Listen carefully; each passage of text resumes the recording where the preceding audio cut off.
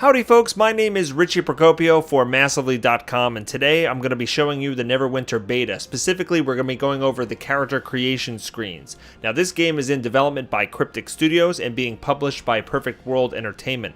It takes place in the Forgotten Realms campaign setting, which is in the Dungeons & Dragons universe, and I'm excited to show it off for you. So let's get started.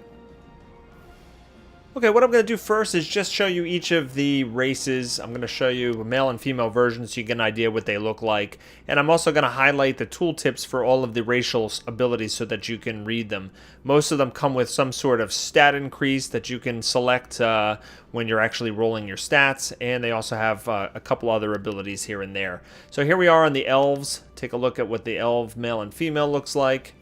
They have increased crit chance, some ability score stuff. It looks like this Wild Step tooltip is not quite accurate because it gives you the same ability as the Elven Accuracy over there, but probably they'll change that after the beta is over. This is the Half-Elf, so they have some Elven and human blood mixed in there, male and female, and we see the ability scores that they can get. Half-Elves have a knack for success, which gives them +1 to deflect, +1 crit severity, and +1 gold find. Aren't they special?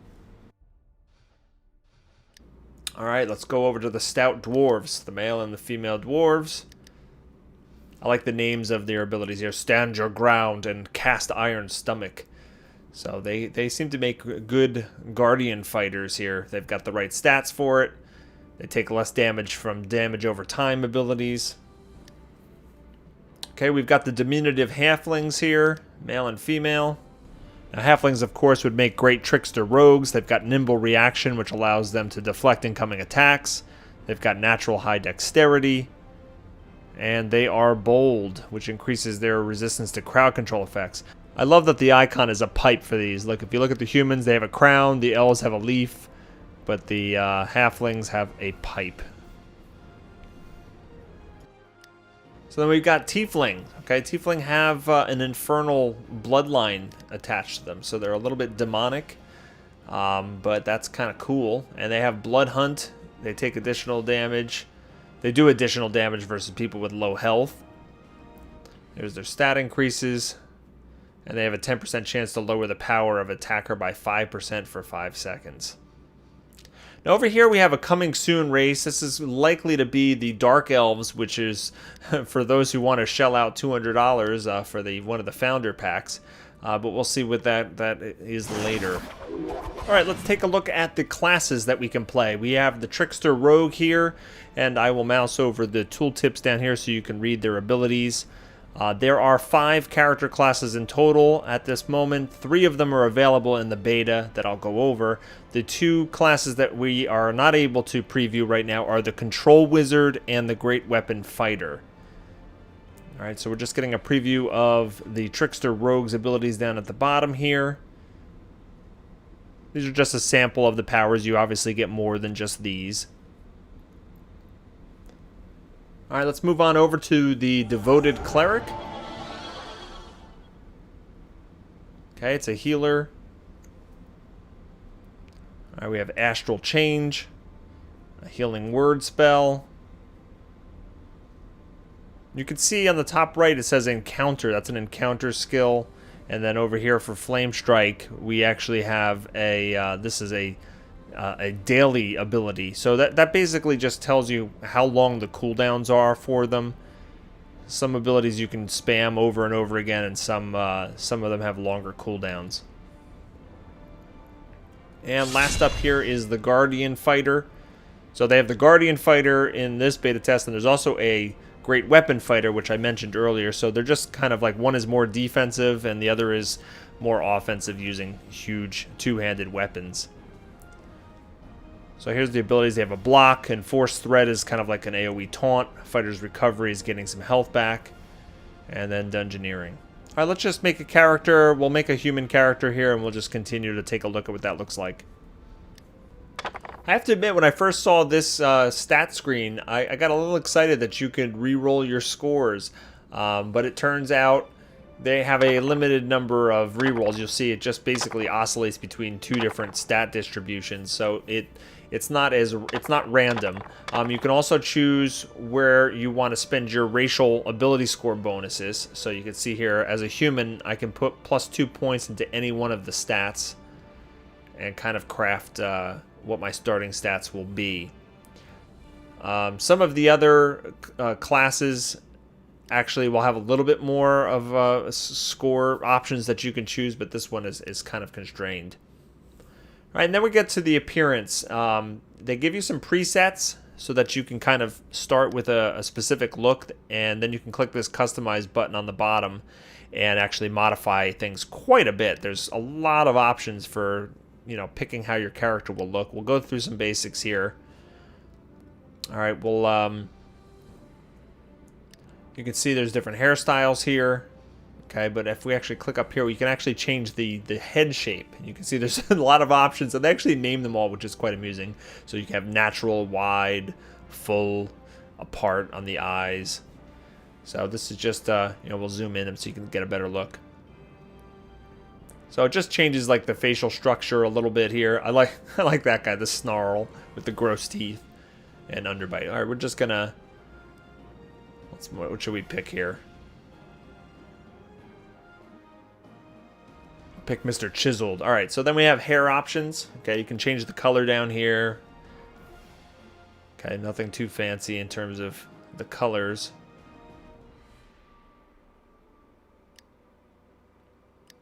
All right, and again, we just got a lot of different options. I'll turn the head to the side so you can see it a bit here. Long hair, medium, there's parted. Of course, you have to have the mohawks.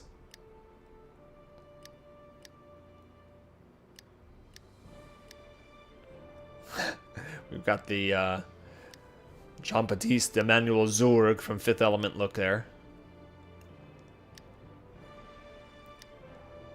Yo! Crazy hair day. All right, let's go with crazy hair day. All right, so on the eye section, we've got glowing eyes. Here's the different colors.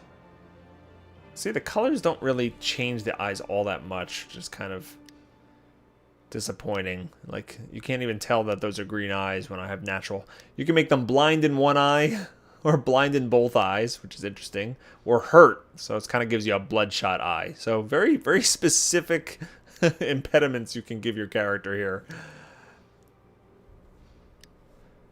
All right, eyebrows. We can give you fine or bushy eyebrows. You can even change the color of those.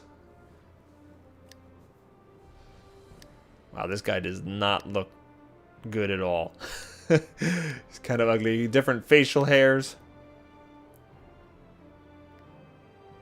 You can really give them 3 different colors there, can't you? Alright, so a thick beard, a Duragar beard. Looks like it has kind of bones in it or blades in his beard. Mutton chops, you gotta have the mutton chops.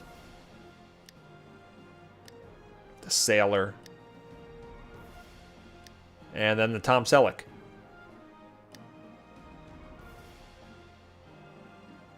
Let's see, which one? Let's just stick with the mutton chops. Yeah, we're going to be an ugly cuss here.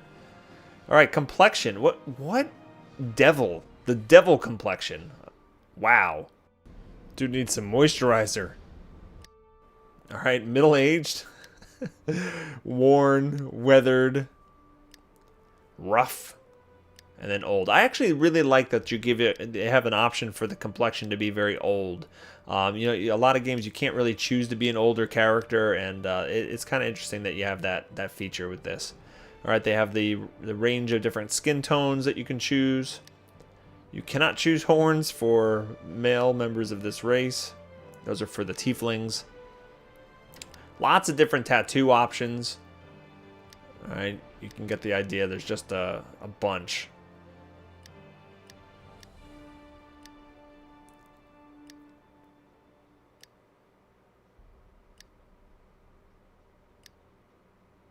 Down at the bottom here, you can actually change the color of the tattoos as well. We can be all emo. So here's the different colors. You can see lots of different options here.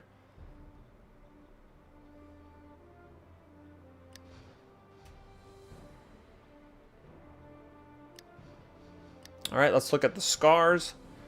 You can put scars on the left side. I've got scars to the right of me. And here you can actually put out your eyes. So if you actually choose a blind option, you want to put a scar through the eye, it actually will work out quite nicely.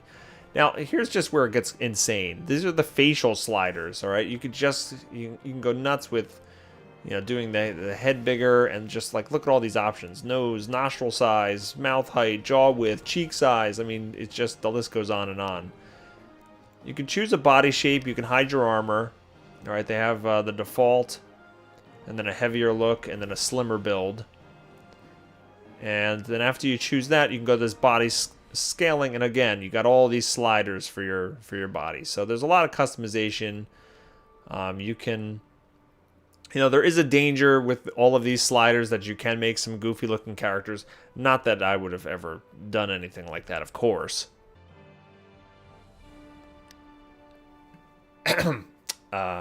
Yeah.